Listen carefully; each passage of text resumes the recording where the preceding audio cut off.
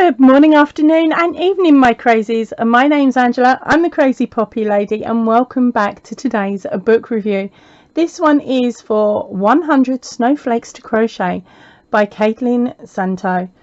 Hopefully I've said the name correctly. Right, so come on and let's go and see what this book has for us today.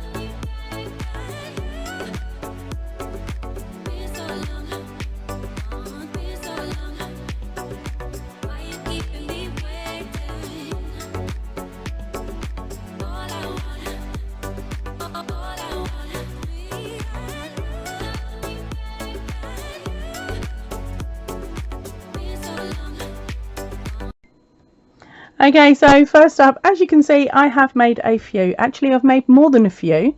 I'm trying to work my way through this book. So I'm going to tell you a little bit about each of the snowflakes that I've made so far. Please be advised, I haven't done all 100 yet. I'm still on the easy ones. Now, this book is written in English terminology. So if, like me, you are used to working in American terminology, it will be a little slower, because of course you have to swap the little code words around so that it's the stitches that you know and love. They're still the same, it's just they're called something different in this book. Alright, so let's turn it over and have a look. This was priced in at $10.99 for UK purchases. If I find any links to anywhere when you can get this book either at $10.99 or for less, I prefer the less, that will all be in the description box down below. Now, if you are outside of the UK and you have this one already on your bookshelf, or you've seen it on a website where you could purchase it in your country, please pop that information into the comment section down below, and then I'll move it over so that everybody else can have a read and maybe purchase it if this is a book that they decide they like. All right, I'm going to have to move some of these out of the way because I've only just finished with them. I've also got a video coming up later on this week where I show you how to take your floppy snowflakes and make them a little bit harder so that they can withstand being held on a Christmas tree and they keep the shape. Alright, so let's move them up and out of the way a little bit, and let's see if you can spot them as we go through the book. Right, so let's start off. We've got our very first page. We've got some beautiful images here of some of the snowflakes that are within this book. Now, this book is also published by Search Press, so if you type that into your search engine, you'll be able to find it quite nicely. Right, and it was published back in 2012, so it's quite a nice old book now. So yeah, you've definitely got a higher chance of being able to find this book in a second-hand store. Sorry, they're getting in my way. Right, so let's start off. The very first section is forward. I think that is forward. Yep, something like that. And then about this book. Then we have the basics, which talks about our tools and material, the patterns, and a crochet refresher course. Next up, it's the snowflake showcase. Now, this is going to be the bit that I pretty much show you with this book, because the next section goes on to the patterns and it shows you how to create it. So rather than me having to go like that and cover half the book, I'm just going to show you the snowflake showcase. I may flip to one page so you can see what I'm talking about when I say how the patterns themselves are set out. Now, it comes in 3 extra sections here with the snowflake patterns. You have your beginner patterns, your intermediate, and then the advanced. I'm still working through the beginner. So they're not difficult to do. They take around 20 minutes maximum each to make. It's just I'm having to translate them from English to American terminology so that I can work them easier. Right, so after you get through the snowflake patterns and of course the showcase, there is some projects here. There is 7 different projects that you can make using some of the snowflakes within this book. And then at the end we have the index and the acknowledgements. Right, so are you ready? Let's turn the page. Right, first up, it's got forward, and okay, so that is basically a little bit from the lady that wrote the book. We then talk about the different sections and all the other bits and pieces, and even have some ideas on what you could use these snowflakes for, like cards and gift wraps. Okay, and now we move directly on to the basics. So these are, in this chapter you will find detailed information on tools, materials, patterns, as well as the crochet and finishing techniques that you'll need to make the snowflakes into the snowflake pattern. Okay, so there's quite a lot of pages in this book as well. So we start off with our tools and materials. So they're talking about the crochet threads you could be using, your crochet hooks, the fact that you're going to need scissors, starch or fabric stiffener. No, I didn't use that. I used a PVA and water mix. And yeah, it's still on my table. Okay, we've got straight pins, blocking boards, so all the other bits and pieces you'll need. Then we come on to the patterns and abbreviations, and as you can see here we have also got charts. Now this is really good if you are trying to convert from English to American like I was doing. I ended up working from the charts because for me I've had more experience working with charts than I have with written text, and on top of that I hate reading. So give me a chart. So it's really good that they've got all of the information on the front pages there. They've also got the English to American terminology and how you can swap it over if you are reading it quick. And what I would suggest is either taking a little photo of this and printing it out and then popping it onto the top of each page, like print it out onto a post-it note maybe, or of course you could just write that directly out onto a post-it note so that you know that when you see DC it actually means SC in American terms. Okay, and things like that. Right, so then we work on to information about the structure of the snowflake, creating your own patterns. Yes, accidentally I created 2 of my own, but I didn't write them down. I was working off of one of her patterns and got it so wrong, but it looked so cute. So I threw it as a frisbee and gave it to Liam. He's buried it in the garden. Liam, by the way, is a dog. Right, okay. Then we go on to the crochet refresher course, which I think is a lovely way of putting it, because of course most of the majority of the books that we come across have a basics how-to at the beginning, and it's nice to see it called something else for a change. So we move through all these sections. This is where they're talking about blocking and stiffening. Now we're on to the snowflake showcase. Now some of my snowflakes that I have that you've seen I've actually stiffened, but there's only 4 that I've managed to do because I ran out of the cocktail sticks that I was using. They're old and they're used for craft, and I didn't see the point in breaking out more because I didn't know if the PVA glue method would work for me, but I was not going out to buy anything else, as this was just a quick project I thought I could knock up in a couple of days. Didn't work. Right, okay, so let's turn straight on to the first page of the showcase.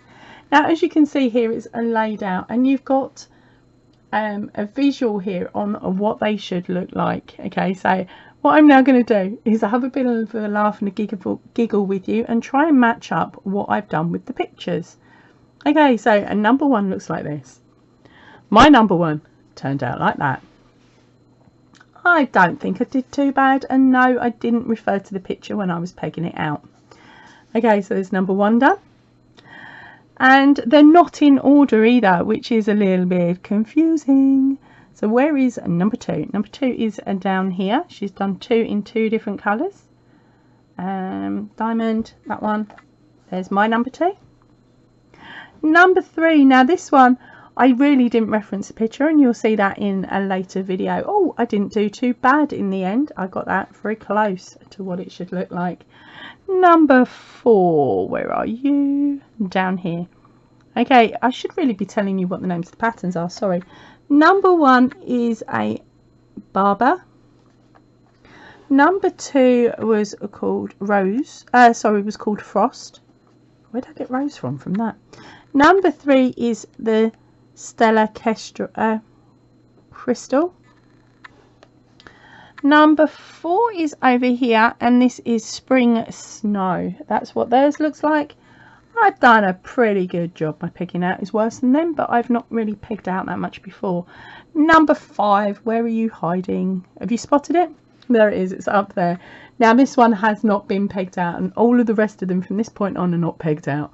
Okay, so that's what theirs is meant to look like. Here's what mine turned into. Okay, that is going to need some serious correction when it comes to pegging it out, but there's number 5. Number 6, I've got a large round thing. Is this even in, are these even in the right order anymore? That's number 7. I'm not too sure. I think I might have lost number 6 somewhere along the lines. Okay, nope, found some more. I've got these things everywhere. I thought I kept them in a really good order. Okay. Okay, so number 12 here. This is my number 12 at the moment. It's not, as I said, not pegged. No, you belong over there. Right, I'm going to do it page by page, I think. Is that one there? Now, I did notice one issue with this book is that as you move on, some of the patterns in here, I'm going to move these, I've had enough now. I'm not going to play snap. I was going to, but I'm not going to now. Just know that I'm up to 23. Okay, and 23 all done in DK, which is why they are a lot larger. Not all of them, sorry, but the majority of them are done in DK, which means that they are a lot larger. And I've also done 2 smaller ones, which I think is number 10, so I will show you that in a little bit. Okay, so we've got all of these. Let's move on to the next page, because I've already talked for 10 minutes and I'm only on the first page, second page. Okay, here is ones that are a bit more stable, they're a bit more solid on this page, and as you can see, lots of different variations. You have got some that, in my opinion, I loved this one, and I thought, oh, that looks quite snowflakey. But what I ended up doing was number 15, which is this one here, and I did this one in some thread that I have. I don't know what the size of the thread is, but I went down, because it doesn't have it on the label, but I went down to a 1.75 crochet hook, and I've nearly got it the same size. Actually, I have got it the same size as the picture. Woohoo! Now, I made 2 of those because I thought, oh, that'd be really cool earrings, but I will show them up against my ear in a minute. They're a bit on the big side. But yeah, as I said, if I found a pattern that I enjoyed, my plan was to make them in smaller in earrings. So it's always good, in my opinion, to test stuff like this out in a larger weight yarn, so that you can get used to finding the placements of where the stitches are going to be. And then, of course, you can downsize it. Or if you get a big Christmas tree, you haven't got an issue. Okay, so now we're on to page 3. These are now moving on to the more complicated, the next step up in difficulty, I think. Okay, and next page, that one's quite pretty. But for me, when I was working through some of these, they didn't feel to me like snowflakes. They felt more like flowers or other things. And so much so that I ended up joining some together here, because to me these looked like daisies to me. So yeah, I am making something with one of the patterns, or at least I will if I ever get around to it. Don't call me out on it. It may never happen. Okay, but that's the next page. And then we are definitely on to the more intermediate or harder ones now. What are we on? 63s. We're in the 60s now. Now these are, oh, whoa, that one's stunning. Okay, I need to revisit this page. We can go back to the end of the book. yeah, so as you can see, there is some absolutely, oh, I missed the page, absolutely and utterly stunning designs here. But I definitely felt that when I was working through the easier patterns that they were very repetitive and there was only a small amount of difference between them. So I think for this book, working all 100, you'd have to be more crazy than this crazy. But if you liked the designs of, say, a third of them, you definitely have some absolutely gorgeous items that you could make with those patterns, whether it be earrings, as I was planning to do, or something else. Right, so let me just show you the first page. Now, as you can see here, hopefully it's not too readable. As you can see here, you've got the chart, you've got the written, and then you've got what it looked like when they'd finished making it. So the first page, they're all really, really different. But by the time you move up a spot, that's where it gets, this is a couple of pages up by the way, it does start to get a bit confusing, because I did this one and then I did this one twice and I undid it twice thinking that I'd been remaking this one. But whereas there was a difference, there is more chains in one to the other, but it's mainly the last round where all the differences were created. And I noticed that throughout some of the other patterns as well.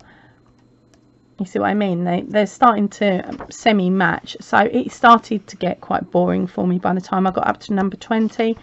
Because I was like, right, that's it. Too many. Right, so I'm going to skip through all of these. I even wrote a little list here explaining what each of them was. But I don't think I'll be using that. If you'd like me to, I can do a more in-depth and tell you what I think of each of them. I will do that on a separate video if you want it. Right, so now we move on to the projects section. So this is where they show us some different ideas of how and what we can make with these snowflakes from earlier on in the book.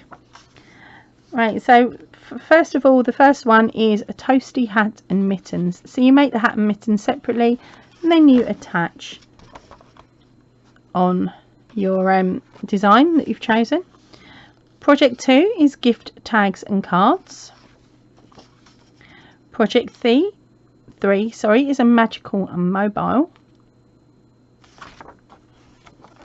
Project 4 is accent pillows. It's not a bad idea actually, getting some of your dodgy old pillows and revamping them up with these, I suppose. Number 4 is hanging snowflakes. It's nice to see they've put it on twigs rather than on a full-blown Christmas tree. Okay, then you've got a framed snowflake art.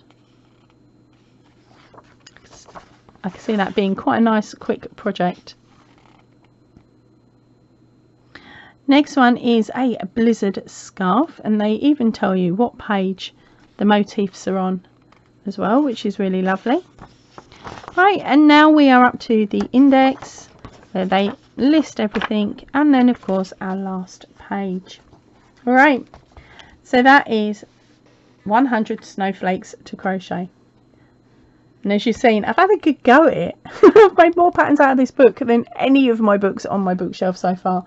Now this is actually one that I've borrowed from my local library. And I'm on week 3 with it now. So I really need to get going if I want to make some more of these patterns. Now would this book make it to my bookshelf? As it stands at the moment, I'm sort of on the fence really. I think it's got some absolutely stunning patterns. Would I pay that much for it? No. And just solely because I know how many times I will end up going into the book, and the fact that I have of course got to transfer it from English to American terms. If it was printed in American, would I buy it? Yes, if it was cheaper. I say that is in a good way saying that this would make it to my bookshelf if I had a room. But it probably won't end up there. It will be another one of these, oh, I remember that book, what was it called, let's run to the library and rebook it out. Right, but anyway, what did you think of this book?